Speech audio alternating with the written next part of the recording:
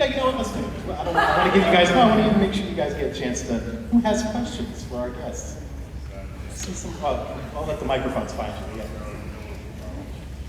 Hi, I was wondering about the very last scene. Hi. The very last scene when you're looking at the child, were you trying to portray like the realization that, I don't know, like that's new life and I took life away? Was that reminding you of the man? Because it was a black child and a black man. I don't know if that was going through your head or if you were trying to show that. Yeah, and also Mo was black, and it's his sperm. Hey, sperm is not a funny word. Sperm. I mean, it's whatever you want to believe, you know. That's why there's nothing set there. And, but yeah, it could be all of the above. It could be just like he's just blanking, you know, after first morning he wakes up after he killed somebody. Maybe he's just in a weird zone where like no thoughts are even allowed. I don't really know what he's thinking. I was going to say, I like that we've done Q&As and people have done reviews on the movie and so many people have different interpretations of the end, which I think is so great. And it's like you don't even want to say, even if you did have an idea of what it would be, because you know movies aren't really like that. And you get to kind of think about it. It's really an overwhelming answer, but I know. it is what it is, because like this is the first movie that I've made that I really don't know what is the moral message at the end. Like I'm not sure good people do bad things. You know, if this was a Law and Order episode, they would be in jail. Yeah, and then you see them roller skating. So why am I highlighting that they are completely out of guilt now, or is that a previous moment in their lives and they will never have that again? I mean, it's all kind of up to interpretation. Thank you. Yeah. It's Chica right here. Thank you. Yeah. Hi. I had a question about the deliberation of your music in the film. During the climactic scene, for instance, it was very hard to hear and understand what was going on, and I know that filmmakers make choices for special reasons, and I wanted to understand why you chose like very, very hard music during like the murder scene, I guess, and then you switched to a completely different style and genre of music, but it was still overwhelming for the audience. Right. So I just wanted to know your take on music and putting that in that scene. Right. So the music, there's only incidental music. So there's like score and incidental, right? So score is when you make music for the movie and you're scoring like Tom and Jerry style. And then the other is just music that is coming out of the radio, or or even if you put like music, if it could be a pop music that you put like on a scene where people are like changing clothes, that also is considered score, right?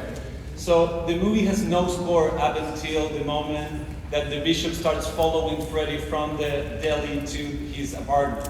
And that is the decision that I took that decision because the movie is switching to another genre even, so the movie's been a very naturalistic movie with only incidental music. We hear a lot of the same song. We hear Daniel Johnston, True Love Will Find You in the End, like 7 times, like tiny little pieces. She's rehearsing it.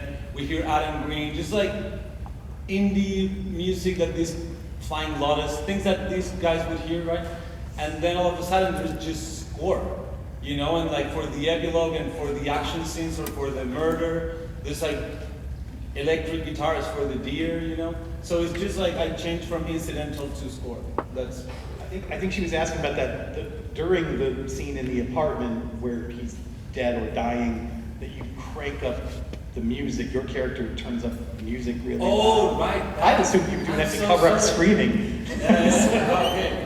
That is because of the bishop is screaming in the background. So he's like, and he's like, oh fuck. Like, just like, it's better that the neighbors would hear like Daniel Johnston blasting than like somebody dying. But yeah, that's why, it's because the bishop is screaming in the background.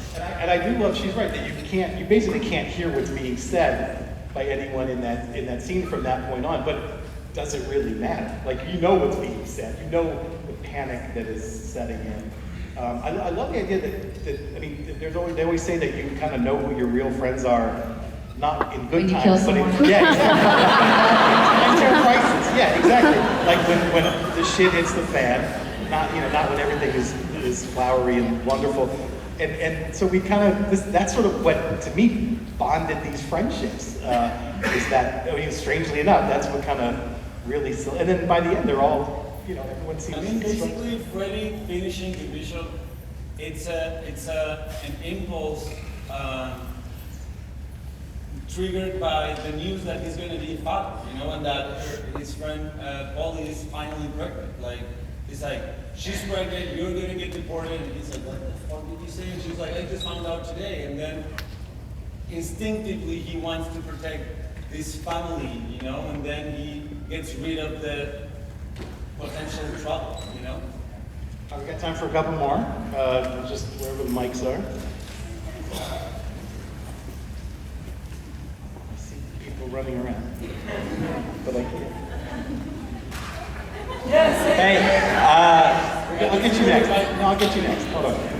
first off, Kristen, I'm also a graduate of Brighton High School, so I just wanted to... Oh my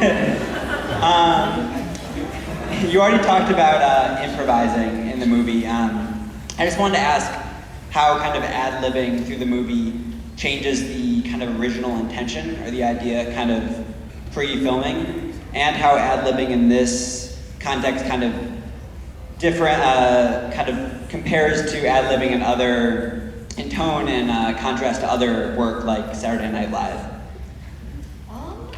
Well, there's definitely a difference when you're improvising in a dramatic scene than in a comedic scene, for sure.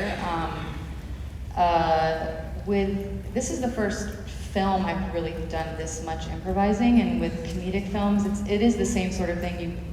You still have to be your character, and you have to like serve the story, and you can't just like start talking about random things. But it is different because with comedy, you are in the back of your head trying to find that moment of like, oh, am I going to say something funny? Is this a place for a joke? And this is just, you're just being the people, and you're in a scene with other people. You're all improvising. So, like Sebastian was saying, the first take you're talking over each other, and you're like running into each other, and you don't really know what's going on. But that was really exciting for me because I've never done that before in film. And SNL, we didn't actually really improvise that much, like ever, because you can't, because it's live and you have to like say certain things to, cue the camera and stuff. But I don't know the other part of your question. Did I answer it? I did. Great. Okay. I said to get this one and then your video. Oh, and yeah. then, It's gonna be so quick. Yes. Oh yeah. We can, yeah. I first of all, I didn't realize that you were both director and actor, and I just wanted to say that back from this and incredible job. Second, I know this is super selfish, but 8 years ago, Kristen Wiig changed my life, honestly, and okay.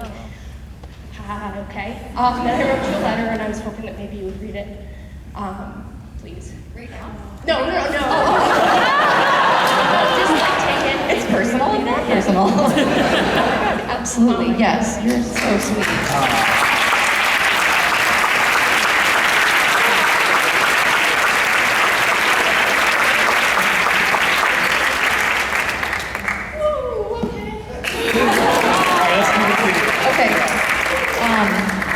This is gonna be really. Yeah, it's gonna be really fast because I'm shooting it in slow motion. So you'll be like group 1, group 2, and middle. So we're like group 1, hands in the air, hands down, stand up, like act like you're sleeping, like that kind of thing.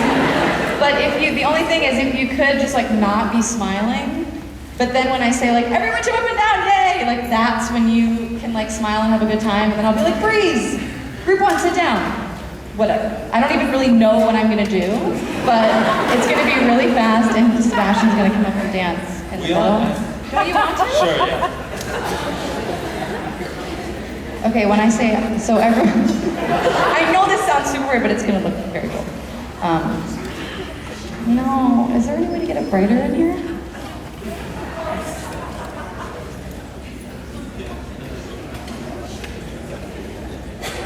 I'll do that in a second. Okay, here. So I can tell them? Okay. sucks. What if everybody turns their flash on their phone? Lights your face with it. Yeah, their face. Yes, that's really helpful. Whoever has like a flash, yeah, that looks really. Yeah, the more flashes, the better. All just put your phones like face them down, and then I'm gonna say action, and then I'm gonna say light. Just pull them up. Do you know what I'm saying? Like put him like this, and I'll say action, don't no one do anything, and I'll say pull him up, and then you just go like that. Okay, so you're one, you're two, and you're middle. You can just put him anywhere, it doesn't matter. Okay, so everyone just like have straight faces. Actually, that lighting of your Okay, face. and all right, I'm starting it. All right, phones up. Middle section, stand up. Middle section, sit down. Right hand, put your phones in the air. Put your phones in the air, put your phones in the air. Put them down. Section 1, stand up. Phones in the air. Phones in the air, look that way. Okay, everyone sit down. Now everyone stand up and jump up and down, yay!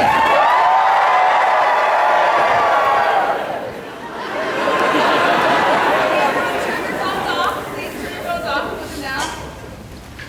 Now everyone jump up and down. Do the same thing. Yay!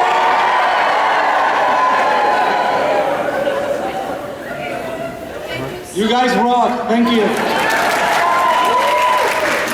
Guys, see you at the theater for the next show. Thanks for coming.